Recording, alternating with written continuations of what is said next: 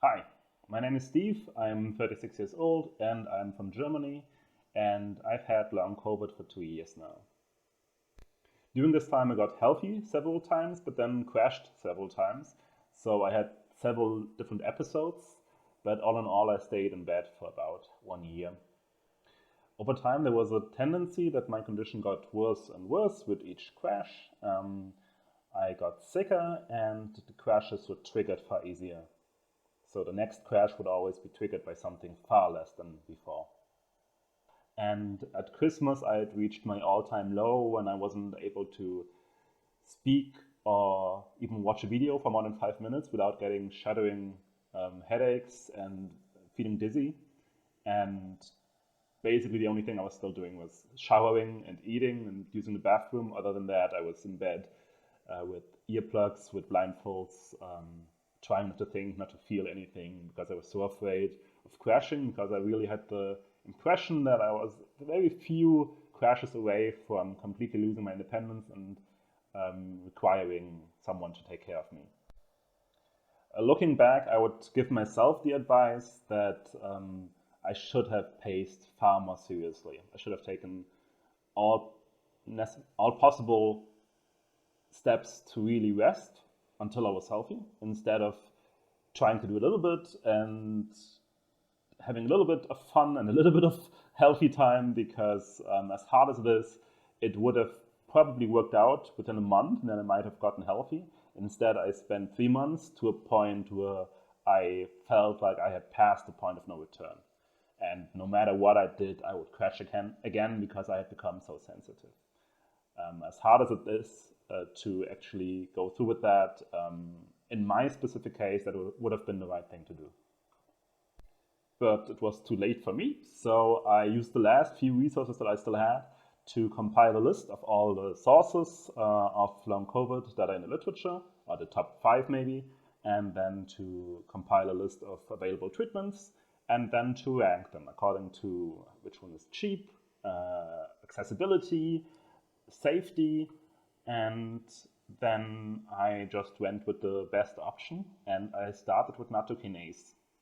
And I was unbelievably lucky that that made me feel better within hours and completely cured me within 2 days. Today's day 10. Now I'm doing sports every day. I'm doing 12-hour shifts. I can regulate my sleep. I don't have to sleep during the day anymore. So I'm really back to completely normal. And Nattokinase really miracle cured me. So what does Nattokinase do? One reason for the fatigue can be that there are micro blood clots that block the veins, capillaries, and therefore starve the body from oxygen, from nutrients, and prevent the removal of toxins. And Nattokinase dissolves these micro blood clots. So that's the first caveat. If you don't have micro blood clots, then it's not going to help you. The second caveat is it releases basically the contents of the blood clots. In my case, that wasn't a problem, but I know of several people who actually got worse when taking it, because there might be virus particles inside of the blood clots or some other toxins, which then get released into the bloodstream and are obviously not good. But after some time, maybe days, maybe weeks, in the case over a month, the condition improved, and then the blood clots were also gone, which is generally a good thing because you don't want to have blood clots in your body. Another issue is that Nattokinase is a blood thinner. So if you have any cardiovascular issues, blood pressure, heart disease, then you should really be careful with it and only take it under supervision of a medical professional. It also can interact with other medications, of course, like aspirin, for example, which is also a blood thinner. And of course, if you're allergic to any ingredient like soy, then that's also a big problem. Other than that, it's a completely harmless supplement that you can order online without medical prescription. So I would really recommend that everyone should consider it, at least, given the risks, because there is a small chance that it can cure you within 2 days, like it cured me. My last advice is don't wait for doctors. If I would have waited for doctors in Germany, then I would have probably had to wait 5 more years until something official is in some kind of guidance on how to treat this. All the time, the treatment I needed was 20 euros and 2 days away.